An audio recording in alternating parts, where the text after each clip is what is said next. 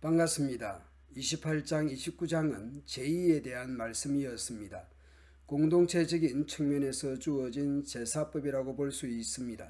그래서 어떤 의미에서는 이러한 제의들은 제사장들 편에서 더 주의 깊게 들어야 하는 말씀이라고 할 수 있습니다.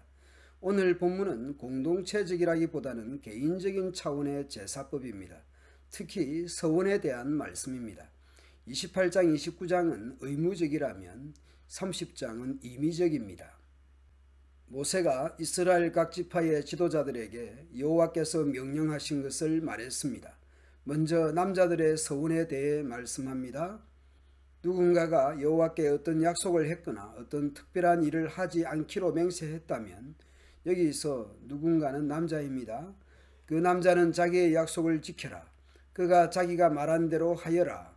3절 이후에는 여자들의 서원에 대해서 말씀합니다. 여성들의 경우는 몇 가지 경우들을 구분하여 말씀합니다. 먼저 미혼 여성의 경우, 또 여자가 어떤 맹세를 했거나 어떤 경솔한 약속을 한 가운데 결혼했는데 신혼의 여성이라고 할 수 있을 것입니다. 과부나 이혼한 여자, 소위 돌싱인 경우, 기혼 여성의 경우, 3절에 아직 시집을 가지 않은 여자가 여호와께 어떤 약속을 했거나 어떤 특별한 일을 하지 않기로 맹세했을 경우입니다. 그의 아버지가 그 약속이나 맹세를 듣고 아무 말도 하지 않으면 그 여자는 자기가 약속한 대로 하여라. 여자는 맹세한 것을 지켜라. 그러나 그의 아버지가 그 약속이나 맹세를 듣고 그것을 허락하지 않으면 그 약속이나 맹세는 지키지 않아도 된다.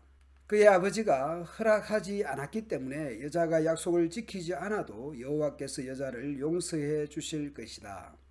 아버지의 보호 아래 있는 미혼 여성은 스스로 서원할 수는 있으나 보호자의 동의 여부가 필요한 것이죠. 또 어떤 여자가 어떤 맹세를 했거나 어떤 경솔한 약속을 한 가운데 결혼했는데 3절에서의 미혼 여성과 다르고 10절에서의 결혼한 여성과 구분된다는 측면에서 결혼하면서 서원을 한 경우로 보입니다. 혹은 약혼한 경우의 여성일 수도 있을 것입니다. 그의 남편이 듣고 아무 말도 하지 않으면 여자는 자기가 약속이나 맹세한 대로 하여라. 그러나 그의 남편이 그 약속이나 맹세를 듣고 그것을 허락하지 않으면 여자가 한 맹세나 경솔히 한 약속은 무효가 될 것이다. 여자가 약속을 지키지 않아도 여호와께서 여자를 용서해 주실 것이다. 그러나 과부나 이혼한 여자가 어떤 약속을 했다면 그 여자는 무엇이든 약속을 지켜라. 과부나 이혼한 경우 성인 남자의 경우와 동일하게 그 책임이 전적으로 본인에게 있는 것이죠. 결혼한 여자의 경우는 9절에서의 과부나 이혼한 여자와는 다릅니다. 결혼한 여자가 어떤 약속이나 맹세를 했는데 그의 남편이 듣고도 아무 말도 하지 않으면 여자는 자기가 약속하거나 맹세한 대로 하여라. 그러나 그의 남편이 그 약속이나 맹세를 듣고 그것을 허락하지 않으면 여자가 한 맹세나 약속은 무효가 될 것이다. 여자가 약속을 지키지 않아도 여호와께서 여자를 용서해 주실 것이다. 여자의 남편은 여자가 한 어떤 약속이나 맹세를 지키게 하거나 취소시킬 수 있다. 그러나 여자의 남편이 여자의 맹세나 약속에 대해서 여러 날 동안 아무 말도 하지 않으면 여자는 자기 약속을 지켜라. 이는 남편이 여자의 약속을 듣고도 아무 말도 하지 않았기 때문이다. 그러나 남편이 여자의 약속이나 맹세를 듣고 한참 지난 뒤에 그것을 취소시키면 여자의 죄를 남자가 져야 한다. 미혼의 딸이면 아빠에게, 기혼인 경우면 남편에게 책임이 있습니다. 딸이나 아내나 여성의 서원에 대해 보호자의 책임이 남편이나 아버지에게 있는 것입니다. 물론 결혼했다가 사별한 가부나 이혼하여 홀로 된 여성의 서원은 전적으로 여성 본인에게 있는 것입니다. 이것은 여호와께서 모세에게 주신 명령입니다. 이것은 남편과 아내에 관해 그리고 아버지와 아직 시집가지 않은 딸에 관해 주신 명령입니다. 서원은 매우 종교적입니다. 서원은 하나님의 이름으로 하기 때문입니다. 창세기 28장에서 형으로부터 도망하던 야곱이 절박한 상황에서 서원하였죠. 하나님이 나를 지키시고 먹을 떡과 입을 옷을 주시어 내가 평안히 아버지 집으로 돌아가게 하시오면 여호와께서 나의 하나님이 되실 것이요 내가 기둥으로 세운 이 돌이 하나님의 집이 될 것이요 하나님께서 내게 주신 모든 것에서 10분의 1을 내가 반드시 하나님께 드리겠나이다. 사무엘상의 한나 역시 괴롭고 힘든 가운데 서원을 했습니다. 아들을 주시면 그 아들을 나실인으로 바치겠다고 서원을 합니다.